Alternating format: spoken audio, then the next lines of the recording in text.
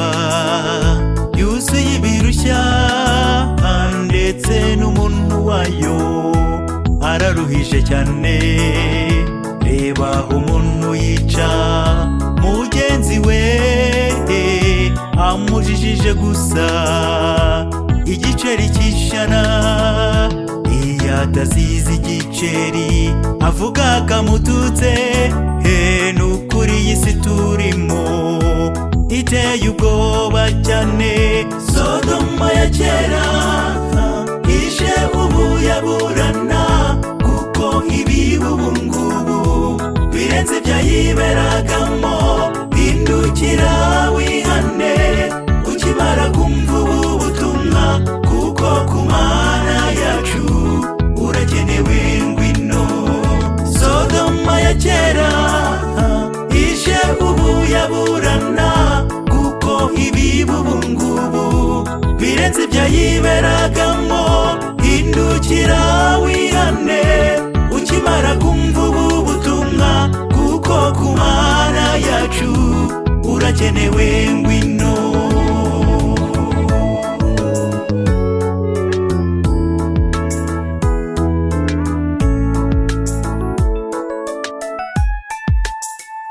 Iyi si nanone iteye ubwoba cyane, aho umubyeyi abyara ntagira ubwuzu bw'umwana, yabona amaze kubyara akajugunya mu mwobo.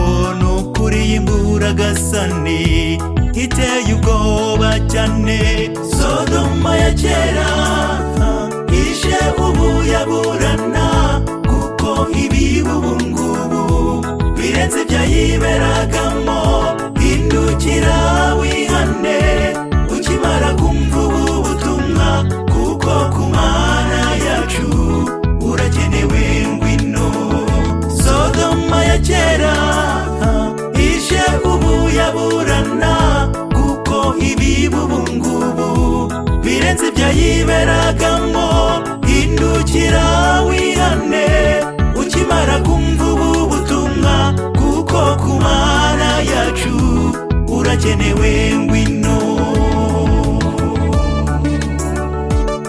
Oh Yesu, nukuri isi yacu iraruhijwe cyane. Umwanzi Satani yarayononnye. Ni wowe rero twiyambaje muze udutabare. Iby'iyi si byose bigiye kurangira, maze umwami w'abami agaruke kwima ingoma.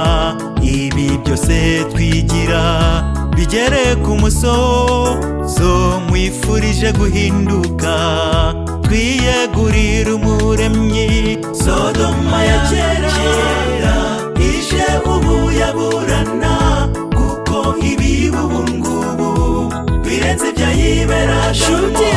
Hindukira wihane ukimara kumva ubu butumwa, kuko ku Mana yacu urakenewe ngwino.